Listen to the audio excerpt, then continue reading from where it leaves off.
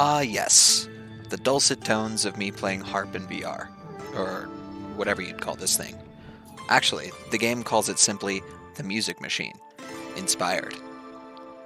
Nah, just kidding. This is Eolia. After playing its sequel, Ionia, I was yearning to play more musical instruments in VR that allowed me a little more freedom to improvise and experiment while still being a gamified experience.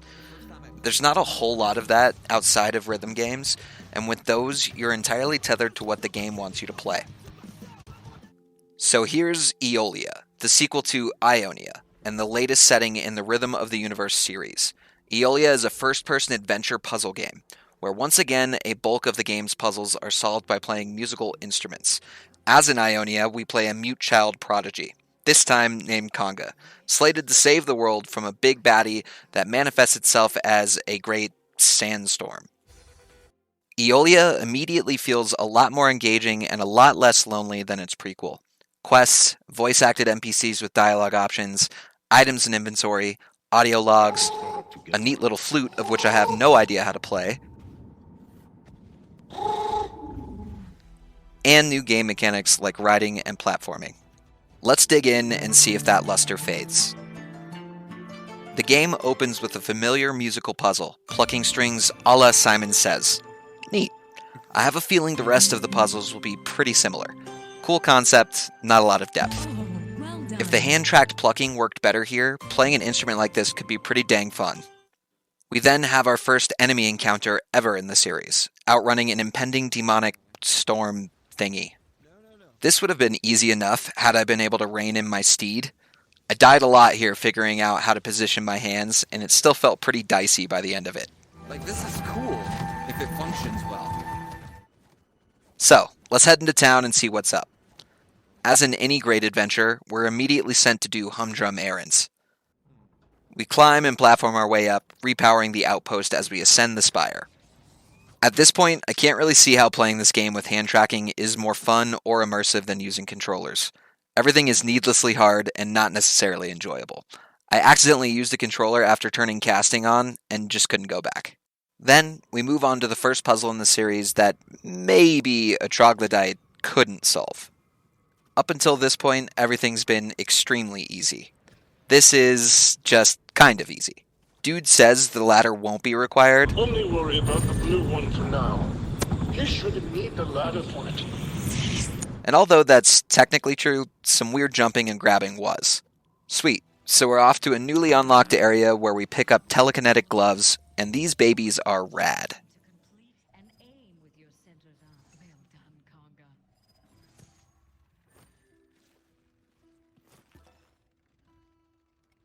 Next, we arrive at the Music Machine. This thing is tight.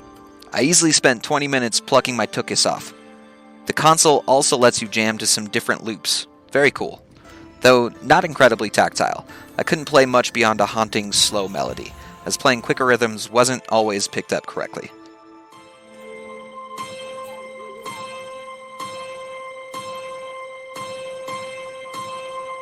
Turns out the controllers didn't help me play a whole lot better than my hands did earlier in the game. Things like this make me pretty excited for the future of virtual instruments nonetheless. So I was really beginning to enjoy the game when my joyride was summarily ended. I got completely stuck at the third part of the Music Machine's puzzle. Only after reaching out to the developers did I realize you had to manipulate a statue far off in the distance with your telekinesis gloves. Yeah, I'm a dingus.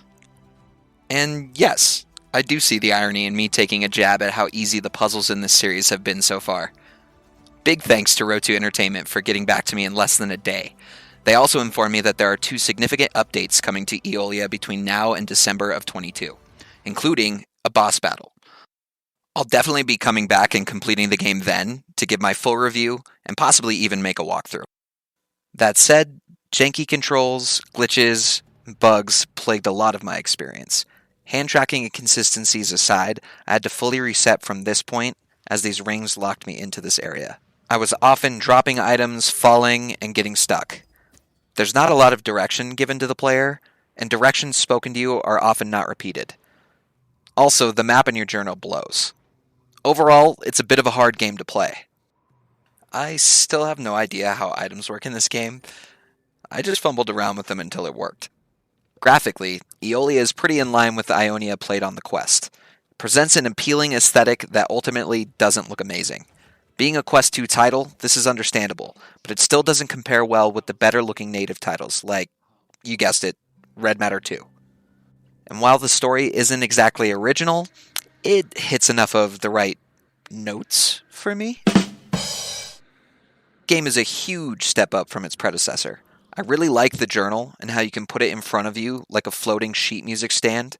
If the instruments were a bit more responsive, I'd want to spend a lot more time playing them in this way.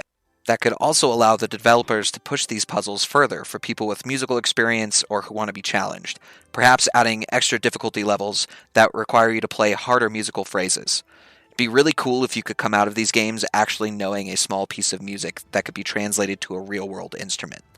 I'd really love to see that develop in these types of games over time.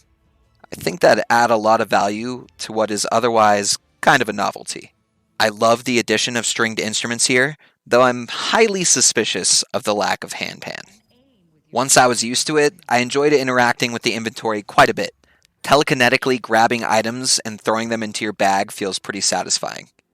Overall, Eolia is a very unique game on the platform, and if the developers continue to patch the game and improve the controls and bugs, as I've seen them mention in replies to reviews, I think it's one worth experiencing at $15. Let me know how your experience with the game was. Thanks for spending your time here. I'll be back soon with more explorations in virtual reality. Cheers.